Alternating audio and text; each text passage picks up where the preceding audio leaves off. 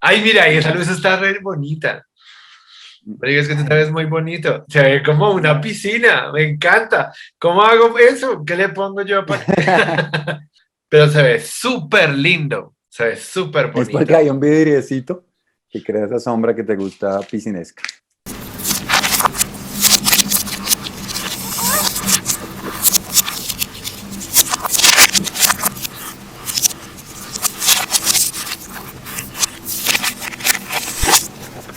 Hola a toda la gente que nos está viendo, bienvenidos de nuevo. Este es el segundo espacio de viajes y libros. Hoy voy a estar conversando también un rato con Alejandro Arango. Alejandro Arango es artista plástico de la Universidad Nacional de Colombia y además es fotógrafo. Él estudió en Londres y la verdad fue que yo quería invitarlo a él a conversar porque es una de las personas que más lee que yo conozco y siempre hemos tenido como unas conversaciones muy entretenidas sobre literaturas y sobre arte. Entonces, pues tomé esta oportunidad para invitarlo hoy a que hiciéramos este viaje random por el planeta. Entonces, bienvenido, Alejandro. Muchas gracias, Sergito. Muy feliz de estar acá. Y bueno, pues me halagas diciendo que soy de los que más leo. No leo tanto, pero pues espero que podamos charlar chévere hoy. Pues yo también espero que podamos como darle una vuelta al planeta hablando sobre libros y sobre viajes. Y además Alejandro no es solamente como esas personas que leen mucho, sino que también ha viajado un montón. Yo viví en Londres en una época, Alejandro también vivió en Londres en esa época, pero además durante los años él ha estado así como dándole la vuelta al planeta y conoce como un montón de países en América Latina y en Europa y en Asia. Y además también pues ha leído como sobre muchos lugares fascinantes. Un poco exagerado el... No, no es exagerado, pero pues yo Bueno, creo que vamos a ir dándonos cuenta en la conversación que por lo menos hay un bagaje suficiente para conversar. seguro que Entonces, sí. Además, Sergio propuso un ejercicio bien interesante y es que vamos a intentar por lo menos hacer una visita random al planeta a través de una aplicación en Google Earth. tan, tan, tan, tan. Bueno, el Google, además, pues con el patrocinio de Google Earth, nos ha mandado a un lugar, pues, bueno, digamos que caímos en los Estados Unidos. Missouri, Kansas. Kansas, Missouri, sí. Tú estuviste Eh, hace como 2 años en Nueva York. Sí, resulta que yo realmente desconozco muchísimo los Estados Unidos porque siempre que los he visitado, lo que he visitado es solo Nueva York, que ha sido como unas 5 veces, en gran parte relacionado porque mi hermano vive en Montreal, entonces pues es un muy buen plan llegar a Nueva York, pasar unos días ahí y después coger un tren para Montreal. Del Estados Unidos de verdad, dice la gente, y yo creo que es cierto, que pues mucha gente dice que Nueva York no es Estados Unidos, digamos porque los valores de la cultura gringa, ese arraigo redneck no se siente para nada en Nueva York, o se siente dentro de muchísimas otras cosas que suceden. No conozco esa otra parte de Estados Unidos o ese verdadero Estados Unidos, pero pues ya que estamos ahí y que nos lleva a un sitio que ya ni siquiera estoy claro en qué estado está. Pues está muy raro porque este Google Parece Earth Canadá, ¿no? Parece que fuera no, Canadá es, realmente. es como en la mitad, mira que es Missouri, pero yo sí estoy de acuerdo contigo en una cosa, las grandes capitales no representan como la totalidad de lo que es el país, pero la verdad es que yo Estados Unidos también conozco solamente Nueva York, entonces yo creo que sí podemos hablar un Pero poquito me de Nueva interesa York. hablar de esos imaginarios. Creo que podríamos hablar un poquito, Sergio, de todos esos imaginarios de ese otro Estados Unidos que no conocemos, porque no lo conocemos también incluso. Por ejemplo, hablando de libros, pero acabo de terminar un libro al que le tenía cierta, no mentiras, no me tenía cierta pereza. El que tenía cierta pereza era el anterior. Pero entonces sería un poco como revisitando Laura Restrepo. Mi primer acercamiento a esta escritora fue con Delirio y recuerdo Sí. que me gustó. Después de haber leído ese libro, dejé de leer Laura Restrepo por muchos años. Creo que leí La multitud de errante en algún momento y poco recuerdo del libro. Sé que muchos dicen que es su mejor novela. Supongo que a mí no me impresionó tanto desde que no tengo un recuerdo tan vívido.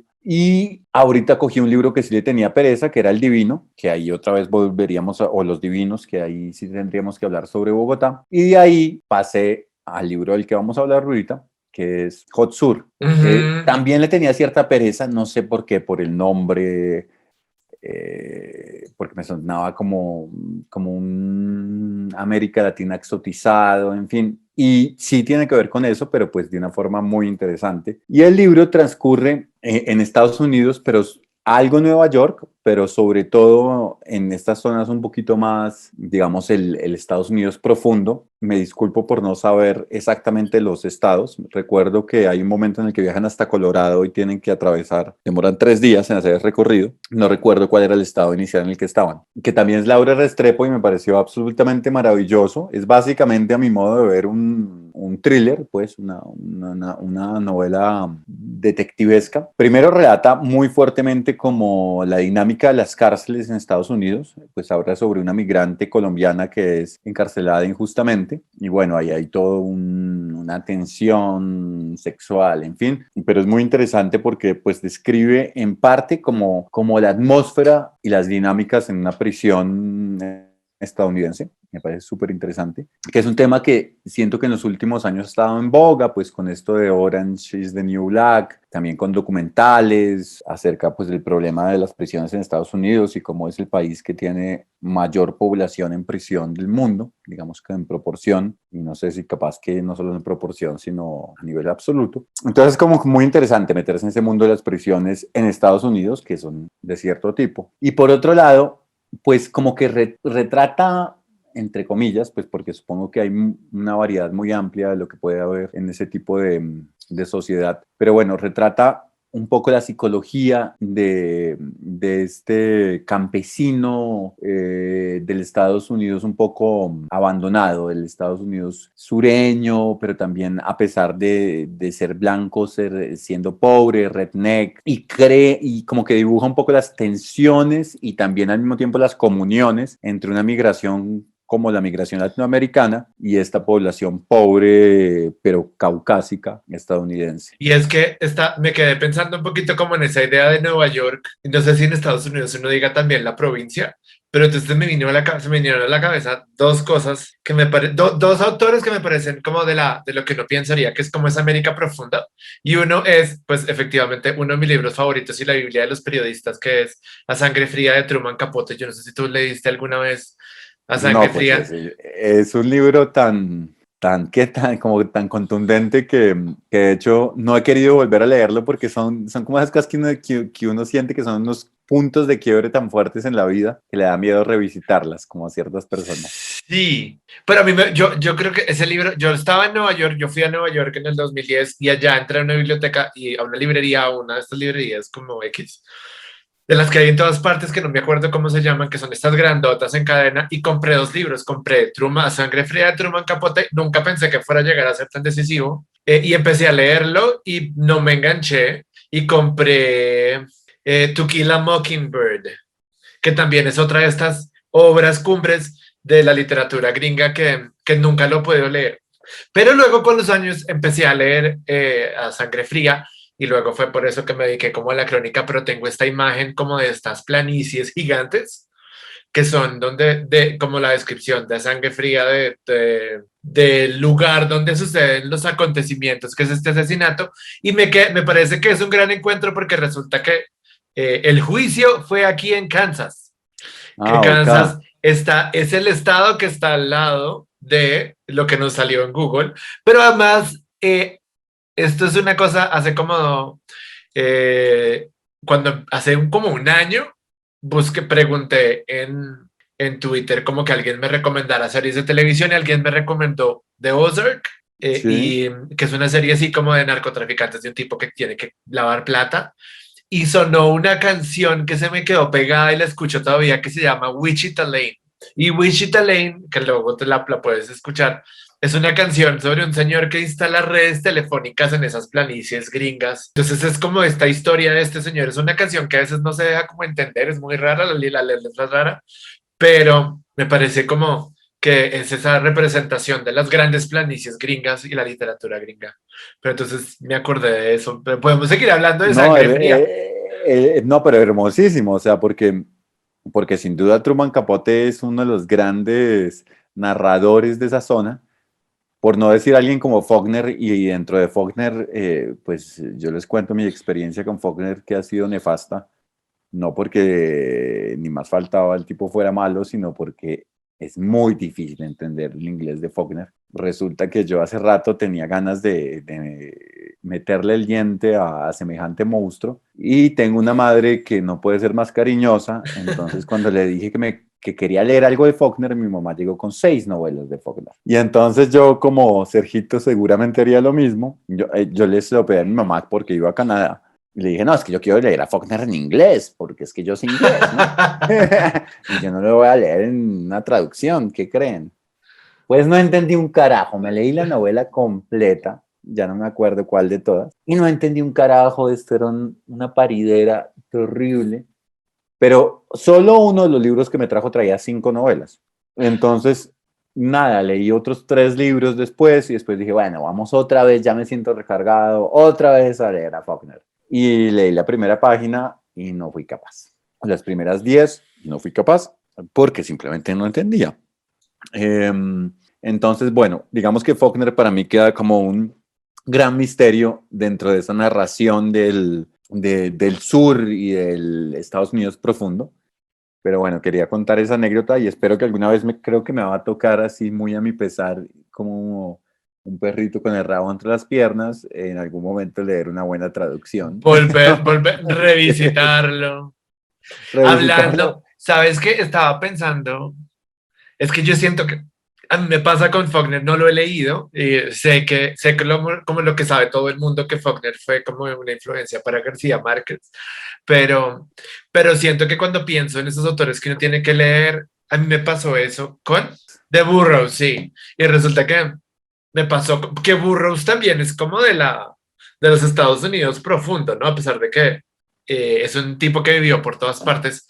Yo me Sí, maneja acuerdo, un poco esa estética, un poquito como entre la estética y mezclada con un alemán por allá perdido en Berlín. sí, es como, exacto, es como el descendiente europeo, pero además venido a mal, porque además la historia de Burroughs es como así, como que fue cayendo, Pues, cayendo, cayendo, cayendo, cayendo y terminó en México donde accidentalmente mató a la mujer y luego de eso creo como que ya el man se pierde. Yo tengo, aparte de eso, tengo esa otra novela, una novela de además la comedia. belleza de que pasó por la Candelaria, ¿no? O sea, entonces eso es muy bonito cuando uno No, siente que los personajes míticos estuvieron en lugares tan cercanos para uno, ¿no?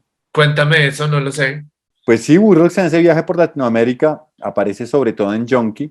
Él pasa por Colombia, o sea, él en su viaje a México pasa por Colombia y creo que lo que está buscando en Colombia, y raro no es el yagé, es la experiencia del yagé y la cosa, trata. Y además es muy famoso como él toma yagé finalmente, como que en Bogotá le va re mal, como muchos gringos, otro como Evans, que son etnobotánico, que a mí me gusta tanto, tiene la misma descripción de Bogotá, como un infierno en el que llueve día y noche de señoras rezanderas.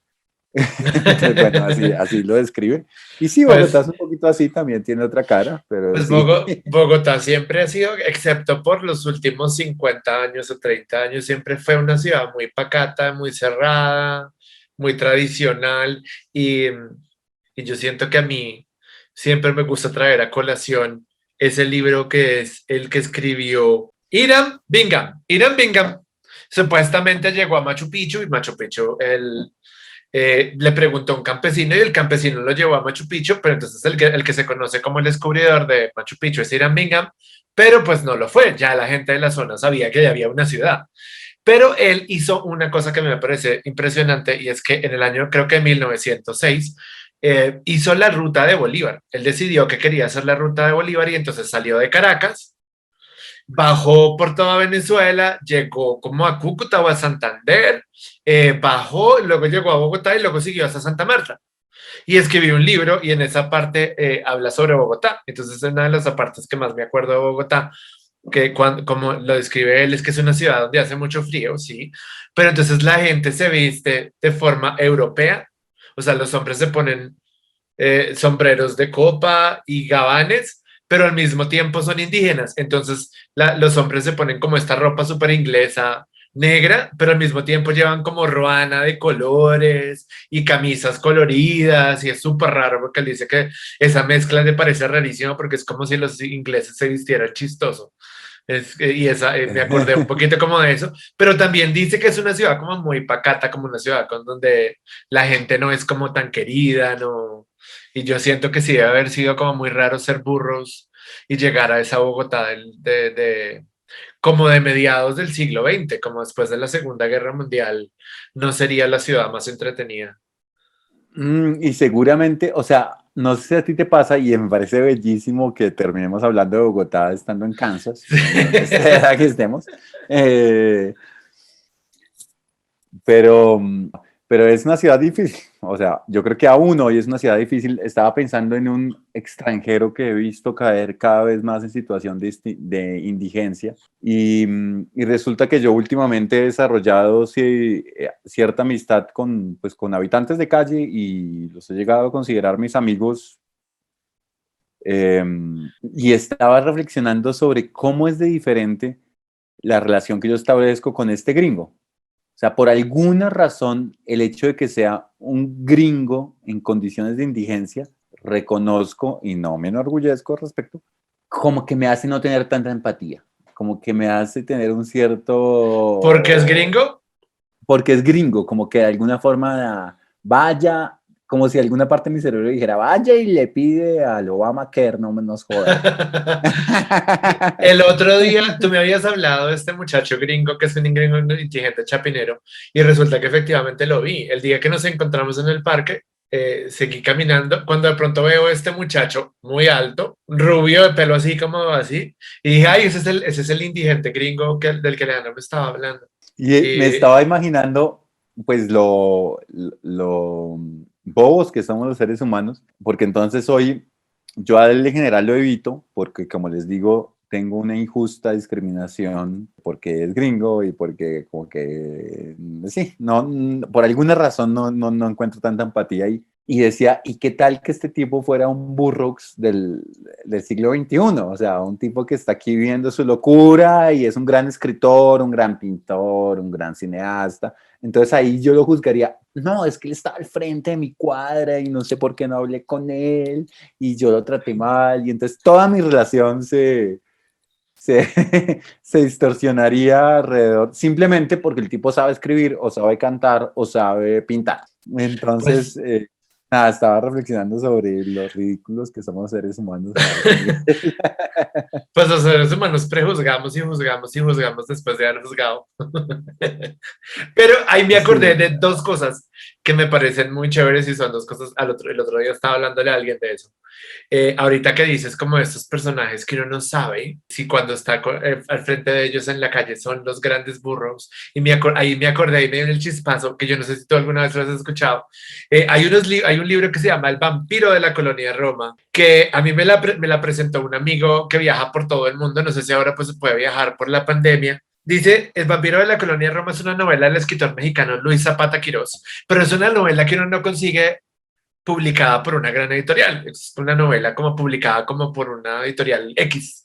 Y es una novela sobre como como sobre la vida gay de una persona en la colonia de Roma, en México. Yo no estoy yo no conozco Ciudad de México, pero entonces, estos son como las aventuras de esta persona, pues tiene una vida sexual muy agitada en Ciudad de México, pero además la narra de esta forma, que me parecía, yo la leí y me gustó muchísimo porque era muy descarnada, era muy descriptiva y hablaba como de los glory holes y como de todos esos lugares que no eran tan chéveres de Ciudad de México, pero pues no era una persona como que se dedicara, no era como un escritor profesional que se dedica a escribir, esto fue como una persona que escribió una novela horrible pues la logró publicar. No sé muy bien cómo es la historia, pero la novela sí tiene como esta vida, esta narración muy descarnada de lo que era este hombre teniendo sexo en Ciudad de México. Pero ¿por qué dices que horrible? ¿Horrible por su contenido o por su forma?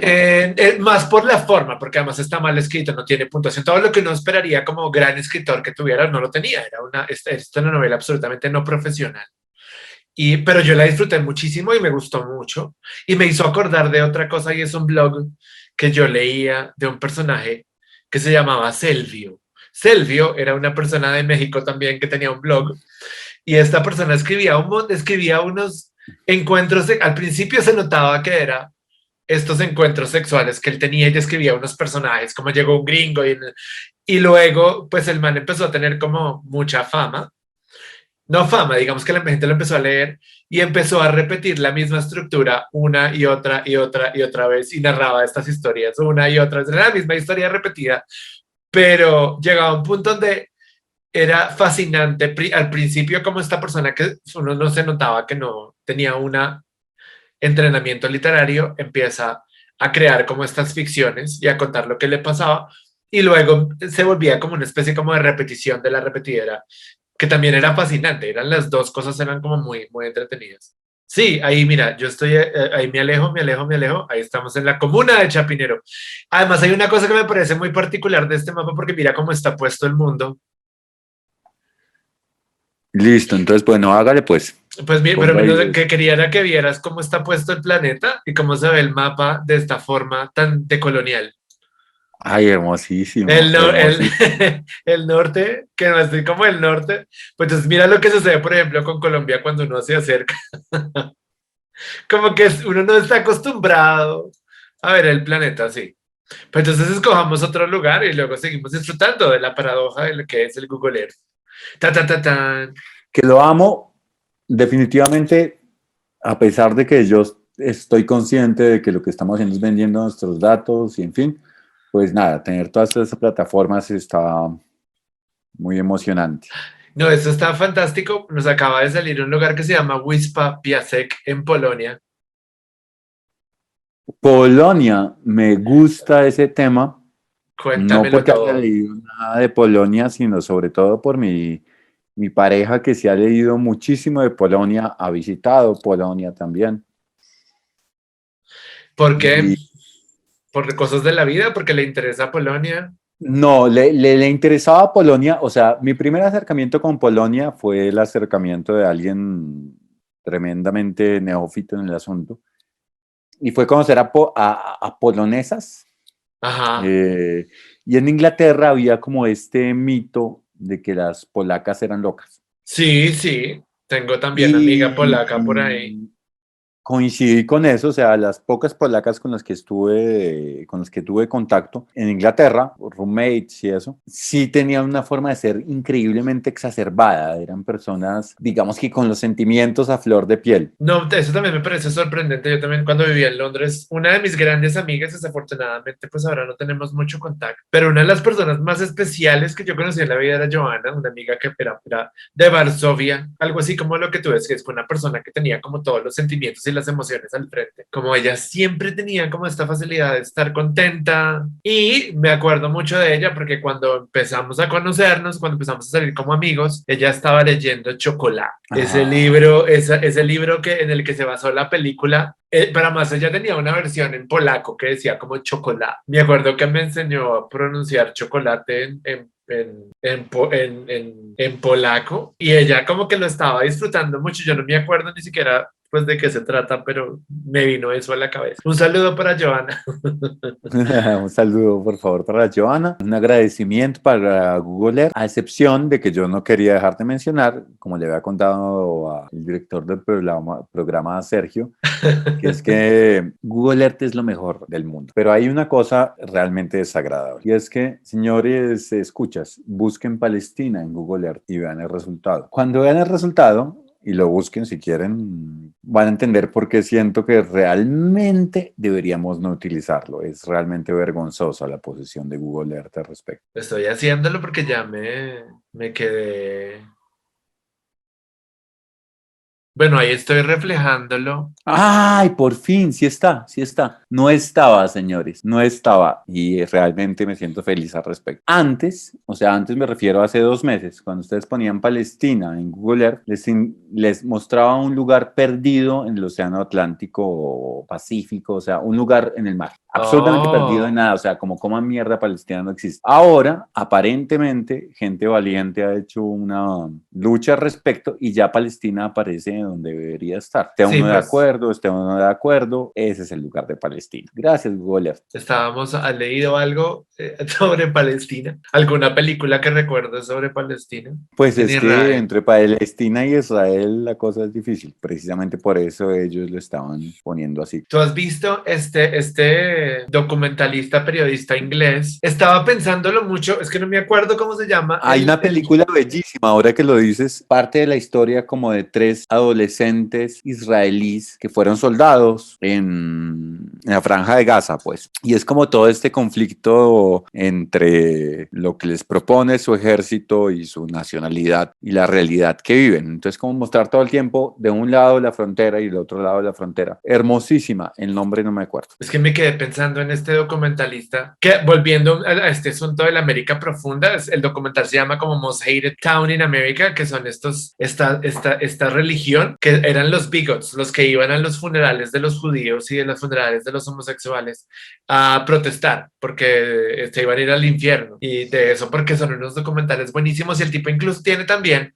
un documental sobre sex offenders en los Estados Unidos. El documental se llama Gracias. Most Hated Family in America, algo así. Entonces es como esta familia que tienen una religión, que son de esta religión y ellos se dedican a ir a protestar en los funerales de las personas que, según su religión, pues van a ir al infierno. Y tiene este otro documental sobre las familias las familias gringas de judíos que se van a colonizar un poco Jerusalén y algunas partes en Israel. Y son situaciones como impresionantes. Y estaba viendo la lista de documentales de Louis Theroux, que si las puedes ver son fascinantes, pero entonces me llamaron mucho la atención estos. Bandas criminales en Lagos, neonazis en América, ultrasionistas en Israel. Child hace unos documentales sobre psiquiatría infantil y el especial La familia más odiada de los Estados Unidos, que es muy bueno, porque además es una situación muy paradójica. Pero volviendo al planeta, pero entonces escojamos otro lugar, vamos a otro lugar a ver si de Vámonos, pronto probemos otra vez esta ruleta rusa. el Wilhelmina, zoológico y jardín botánico en Alemania. Estaba más muy cerca de Polonia, ¿no? Qué lindo es el Google Earth. Alemania. Entonces, digamos que démonos la licencia de hablar. Yo tengo una novela. Es una novela de una novelista colombiana que escribe sobre los alemanes que vivían en Bogotá, es que vivían en Cartagena durante la Segunda Guerra Mundial y lo que les pasó. Al otro lado del mar se llama esa novela. De María Cristina Restrepo, al otro lado del mar. Es una novela que yo puedo decir que disfruté muchísimo, además porque creo que aprendí sobre una historia de la que no tenía ni idea ni siquiera que existía. Y es la de esos alemanes que vivían en Colombia, que vivían sobre todo en la costa, muchos otros en Bogotá, durante la Segunda Guerra Mundial, pues tuvieron que casi que obligatoriamente tomar un bando. O sea, en Colombia estaban muchas familias judías que estaban huyendo como de los horrores de la guerra en Europa, pero también estaban muchos alemanes que habían apoyado a Hitler, digamos, porque era el presidente, pero que no necesariamente estaban del mismo lado de acabar de lo que estaba sucediendo con los judíos. Entonces, estas personas un poco como que estaban aquí en Colombia y el clima político en Colombia cambió hacia los alemanes y ellos terminaron también un poco como el vaivén de esas decisiones políticas. Y entonces cuenta la historia de esta familia que estaba en Cartagena y que termina de vuelta a Europa a través de los Estados Unidos y que son exiliados, yo no sé cómo se dice, si son exiliados, son deportados a Alemania de nuevo mientras está sucediendo la Segunda Guerra Mundial. Y es una novela que yo creo que a mí me gustó mucho, es muy chévere. Y son deportados y finalmente terminan otra vez en Alemania. Ellos terminan en Alemania, pero pues entonces si te sigo contando, acabo te arruino la novela. Yo creo que lo que más rescato de esa novela precisamente fue, uno está tan acostumbrado como a la narración de la Segunda Guerra Mundial tan americanizada que uno no se da cuenta que hay muchas otras historias que uno no le han contado. Por ejemplo, ¿qué estaba sucediendo? Uno escucha sobre bombardeos en Inglaterra y los bombardeos en París, pero uno no sabe específicamente qué le estaba sucediendo a los alemanes en Alemania cuando estábamos en la mitad de la guerra, porque además pues fue un país que fue pues el perdedor amor, pero fue tremendamente golpeado. Pues me dejas ganas de leer ese libro. Pues yo tampoco he leído mucho sobre Alemania, la Pues verdad es que Günter no. Grass, Mira que empecé a leer El tambor de Jalata y no lo pude terminar. no, ¿por qué? La narración, la forma en la que hablaba en la primera parte como el personaje, no lo logré seguir. Es como me pasó con el Günter Grass, El tambor de hojalata, y con esta novela que tú me recomendaste. Los dormidos y los muertos. No, tengo que volver a darle una oportunidad, pero la verdad fue que no pude pasar como de la página 10. Arrastraba, me desconectaba, pero además también siento que es por la cantidad de información que tiene cada párrafo. Me costaba mucho digerir todo lo que me estaban diciendo. Hagamos otra prueba, pero pues igual les recomiendo Los dormidos y los muertos. Ha sido mi gran descubrimiento, Gustavo López. Amén. Yo lo compré porque tú me lo recomendaste y no sé, no. Ahí lo tengo, mi mamá creo que lo empezó a leer. Mira, tú has leído, ¡ay, Hong Kong! Oriente, carajo. Hong ¿Tú Kong. has estado en Hong Kong? No, pero tengo ganas, tengo ganas. Hoy estaba precisamente acordándome sobre una novela, de esas novelas que fueron como muy conocidas en su época, que se llama Shanghai Baby. No tiene mucho que ver con Hong Kong. Pues digamos que la cercanía geográfica. Es una novela que yo empecé a leer cuando vivía en Londres. La leí cuando estaba en Londres. Y es una novela así como de esas novelas que le prenden a uno los sentidos porque hay mucha comida, mucho sexo, mucho olor, muchas drogas, mucha marihuana. Y era como una historia así muy rara e imposible y me gustó mucho. Pero pues eso es Shanghai. De Hong Kong, cuéntame. Pero recomiéndelo completo para leerlo. Shanghai Baby es una novela por la escritora Wei Hui. Wei Hui, ok. Wei Hui, Shanghai Baby es una novela semi-autobiográfica escrita por la autora china Wei Hui. Tengo una anécdota muy triste con esa novela y es que yo lo estaba leyendo y estaba súper emocionado leyéndola y ay no, marica, se va a acabar. Y yo vivía con una turca en Londres y la turca un día me vio leyendo el libro y me dijo, ay, ¿sabe qué? El libro termina así, y me sapió el libro como 20 hojas antes de que se acabara. Fue terrible porque a mí me dio tanta rabia que yo le dije un montón de groserías. Y tengo ese momento grabado. ¿Sabías en inglés? Sí, todas las 3 groserías que podía decir se las dije. Y creo que tuvimos un problema muy grave en la oficina. Yo dependía de una oficina que pagaba mi casa, pues porque ella me había dicho eso. Y esto era todo como era una persona insoportable. Luego terminó siendo una gran compañera, pero al principio fue súper duro y yo vivía con una japonesa y ellas no se soportaban y al final yo terminé no soportando a la turca, pero creo que ella incluso me reportó en la oficina y yo tuve que ir a decir en la oficina como yo la verdad la insulté y yo le tengo que pedir disculpas, pero la insulté porque ella me contó el final de un libro que yo estaba leyendo. Luego resulta que tuvimos como ahí un reconocimiento y empezamos a caminar juntos y pues era una persona que había que entender que estaba en una posición muy extraña en su vida en ese momento. Pero pues yo le recomiendo a la gente que no haga eso porque de pronto la insultó. Tú has estado en el Oriente, porque a mí me encantaría que tú nos contaras un Yo he poquito estado en sobre... Vietnam, en Tailandia y en Nepal con todo el cariño porque uno de mis grandes amigos vive allá. Pues, ¿por qué no nos cuentas un poquito sobre ese viaje a Vietnam, Nepal y Tailandia? Que es hermosísimo, o sea, que vale la pena hacerlo porque realmente son culturas que comparten mucho más nuestros valores, digamos como que es increíble ver cómo en el lejano oriente están mucho más cercanos a nuestros esquemas de sociedad que Occidente, digamos. Entonces, por ejemplo, ¿qué les digo? En España o en Francia es un escándalo hablar de que un hombre de 30 años o una mujer de 30 años viva con su familia. Y resulta que en Oriente, pues no en Oriente, pero pues por ejemplo en Tailandia, yo me encontré con un amigo y sus expectativas frente a la vida eran mucho más parecidas que lo que podrían ser las expectativas mías frente a un inglés o un alemán o un francés de pronto. Entonces resulta que puede ser normal que una pareja viva a sus 30 años con la familia y pues tenga que lidiar con las dinámicas que se proponen a partir de eso, digamos. Mientras que si nos comparamos con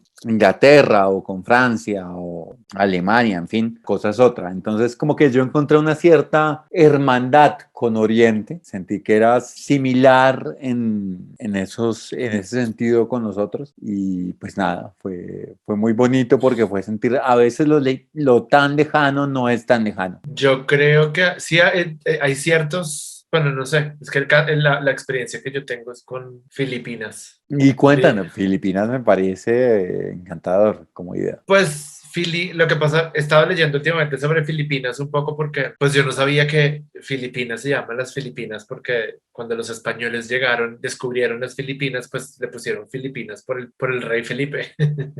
y, Ah, y ok. entonces Filipinas, realmente se llaman Filipinas. las Filipinas. Y resulta que, pues precisamente los grandes hitos de la literatura filipina son en español. Los españoles llegaron a ese lugar en Asia, conquistaron, digamos, o hicieron su proceso. Y no, aunque estuvieron varios años, no puedo como narrarte la historia de las Filipinas, pues primero las Filipinas, que era Asia, pues tuvieron una historia española y luego tuvieron una historia, luego tuvieron una invasión japonesa y luego una invasión americana.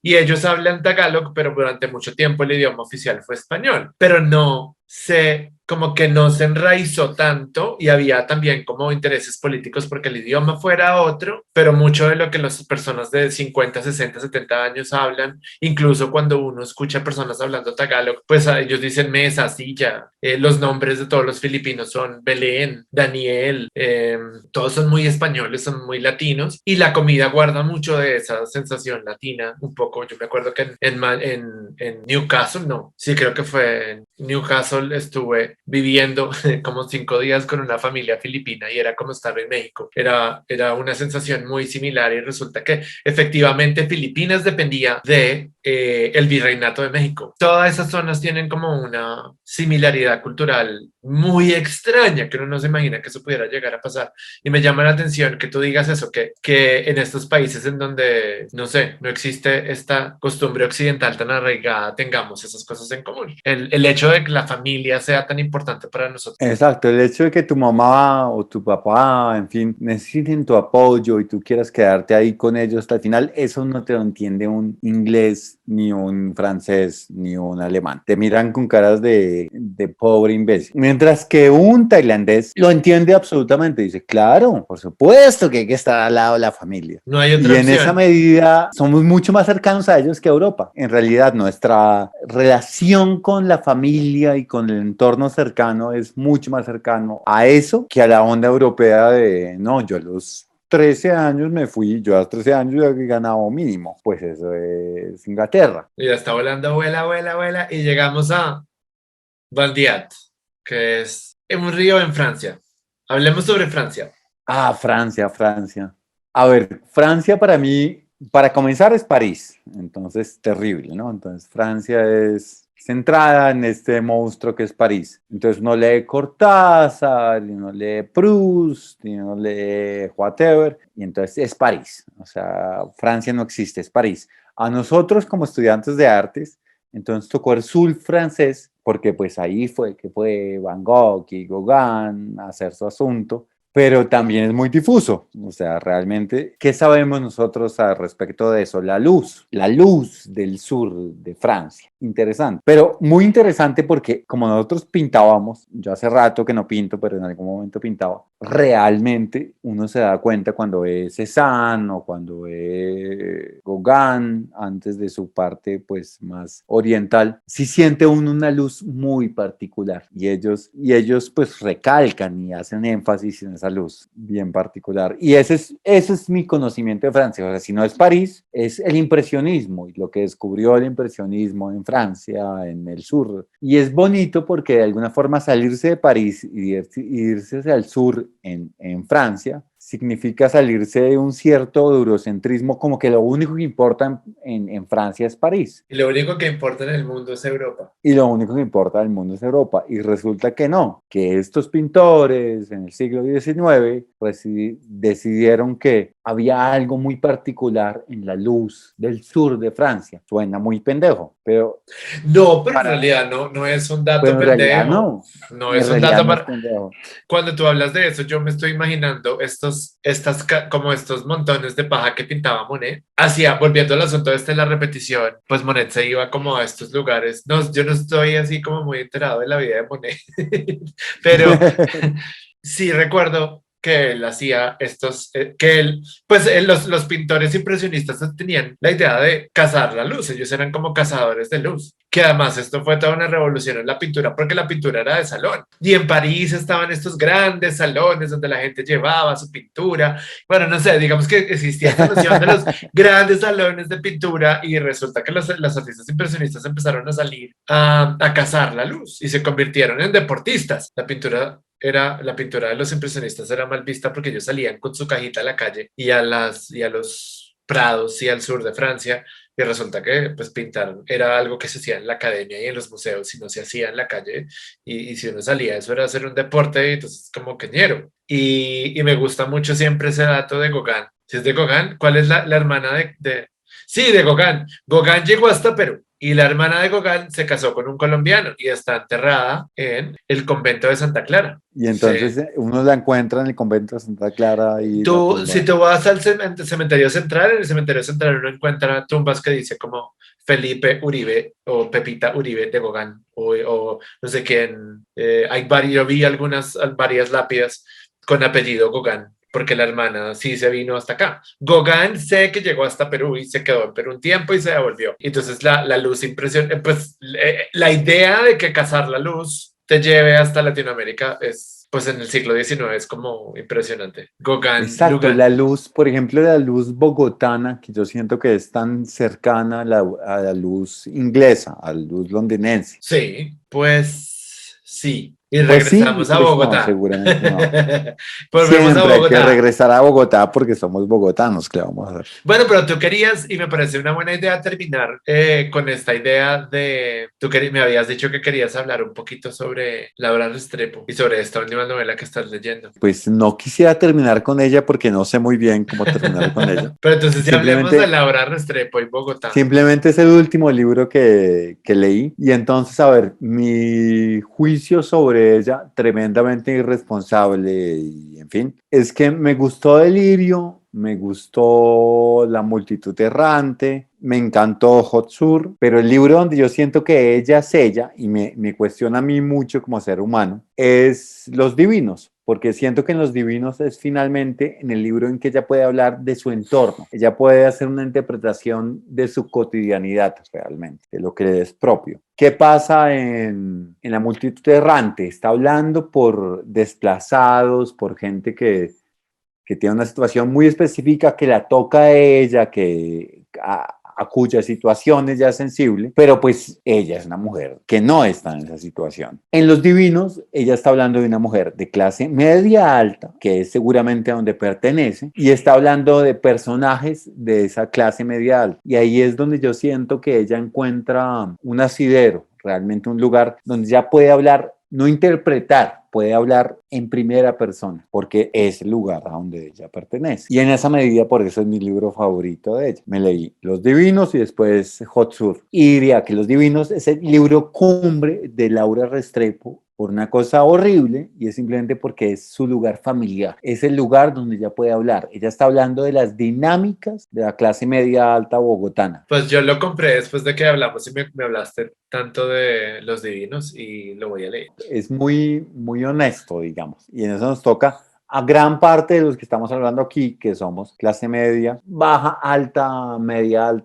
baja, en fin, pero media. Y ahí es donde ella pertenece. Entonces ahí puede hablar ella en primera persona. Es la primera vez que uno siente que habla en primera persona. Lo otro son como, ¿cómo me imagino que es esta realidad? Lo otro es, esta es mi realidad. Y yo hablo sobre lo que he visto, como dice esta canción tan divina de Alcia Costa, a juzgar por lo que he oído, a juzgar por lo que he visto, la verdad voy a decir, es amargo. Cuando ves a un holgazán, si te gusta bien, y si no te vas, o sea, la experiencia en primera persona. Pues a mí me gustan mucho esas dos ideas y creo que con eso invito a Alejandro a que sigamos conversando después, pensando un poquito en eso de la pertenencia al estrato y la pertenencia a la clase, que es además una cosa súper, súper presente en la literatura bogotana y en la literatura de autores bogotanos. Y la otra es esa, ¿no? La del autor que se toma la voz de esos otros a los que no son de su estrato, de su clase o de su lugar. Y a mí esa es una Exacto, pregunta. preguntémonos por eso, por esa figura de yo les doy voz a los que no tienen voz. Me parece muy valiente, la admiro, lo que quieran, y es en serio, pero es un poco raro. Es un poco, o sea, causa dudas, o sea, darle voz a los que no tienen voz. Pero yo tampoco ¿Cómo estoy si muy tú les seguro das si, voz?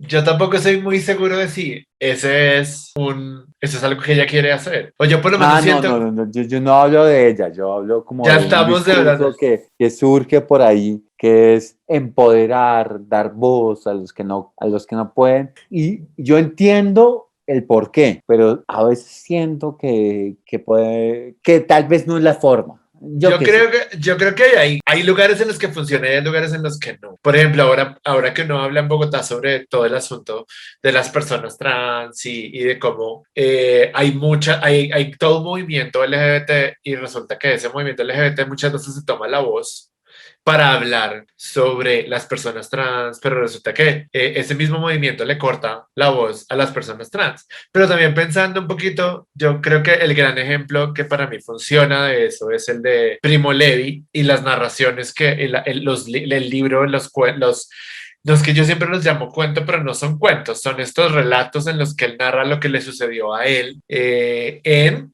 los campos de concentración en Auschwitz. Y él, siendo el sobreviviente, cuenta lo que le pasó a esas otras personas. Entonces yo creo que en ese lado funciona un poco porque no hay nadie más que hable de esas víctimas, no hay nadie más que hable de esas personas que fueron asesinadas y fueron quemadas y fueron terminadas, pero también siento que hay lugares en los que la verdadera voz, el verdadero oficio de darle voz a alguien sería permitirle hablar, apoyar el hecho de que tenga una plataforma. Exacto, sí. Yo no tengo ni idea, o sea, no quisiera hacer un juicio sobre quién está bien y quién está mal. No sabía sobre este ejercicio de Primo Levi. Me parece válido, pero personalmente me gusta mucho más escuchar la voz de los que no tienen voz a quienes hablan por la voz de los que no tienen voz. O sea, escuchar a Vicky Dávila hablando No, por pero tú, ¿cómo estás este... aspirando? Deja de ver a Vicky Dávila, Alejandro. No, de Vicky Dávila yo lo siento mucho, pero es la voz del innombrable. Ya sabemos ella por quién habla y pues además es una persona que tiene demasiada voz. Tiene en este momento la dirección del medio de comunicación, de uno de los medios de comunicación más importantes que tiene el país, y ella se da el lujo de decir todas las estupideces del mundo solamente porque eso genera clics. Y por eso le ha ido tan bien, porque Vicky Dávila todos los días dice una estupidez y la gente llega a atacarla y eso es darle clic, eso es darle visibilidad. O sea, hay demasiada gente ya en redes sociales que está haciendo ese ejercicio. No digo alguna cosa estúpida, digo algo que es completamente inconveniente y luego la gente llega a atacarme porque el negocio del Twitter y el negocio de las redes es el de la indignación y eso termina generándole más publicidad a la persona que dice las bobadas y yo creo que eso también es un poco que ya no es tan conveniente. Dejémosla ya, que ella... Dejemos a la señora ahí Sí, en su lugar. total, dejémosla ya. Sí creo que hay personas que merecen hay grupos de personas que son en Colombia que son tremendamente violentadas y asesinadas y esas personas uno sí debería como permitirles hablar. Pues bueno, Sergito, estuvo muy buena esta charla. La estoy dando ya por cerrada un poco por el tiempo. Y bueno, pues vamos a ver. Esto fue absolutamente al azar, como nos proponía Google Earth, en qué parte queríamos charlar. Espero que todas las recomendaciones literarias queden ahí subrayadas. Pues por lo pronto yo tengo que leer Los Divinos y pues espero que me cuentes cómo te va terminando de Bueno, leer. y yo quisiera, así como puro twitteriano, recomendar cosas que no tienen nada que ver con este mundo, lo confieso, o sea, todo lo contrario con el mundo lejano, pero he hecho dos descubrimientos, o sea, yo a veces entro en una cosa que es bastante perversa, que es que quedo aquí 10 horas viendo videos musicales y cosas de gente que entonces me emociono y lloro y bueno, esas son cosas que no hay que publicitar, pero quisiera contarles de dos artistas que me han realmente interesado de ayer a hoy. Eso fue de ayer a hoy. Y entonces una de ellas es una chica que me encanta y quisiera recomendar. Yo creo que es china. Vaya uno a saber si es coreana o todas esas cosas que tienen los ojos rasgados, me perdonan. Y entonces es una pareja de un chino y una, bueno, de una china, quién sabe si es china en realidad, de una oriental y un occidental y una es Lil Marico, la recomiendo, estamos hablando de música. Lil Marico que me parece una... Exacto. Es como Lil Kim, pero Lil Marico. Lil Marico, y hace un parentesco ahí con un tipo que se llama Full Tac, que maman gallo sobre todo lo habido y por haber. Entonces te recomiendo muchísimo. Por favor, vean Lil Marico y Full Tac. Y de ahí llegué a una chica que ha sido además como coprotagonista en una serie de cosas hollywoodenses y que bueno, la chica parece que es maníaco depresiva y toda esa parte que tanto nos gusta, pero fuera de eso parece ser una comediante y una mujer que vale la pena increíble y que tal vez todos ustedes conozcan y ha hecho furor hace tiempo y yo no sabía, pero ya les digo cómo se llama, la chica se llama Caroline Costner.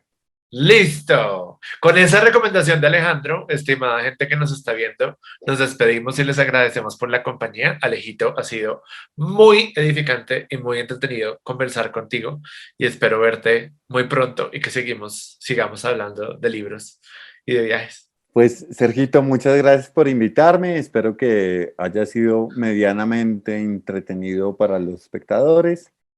Y, y bueno. Yo estoy seguro que sí.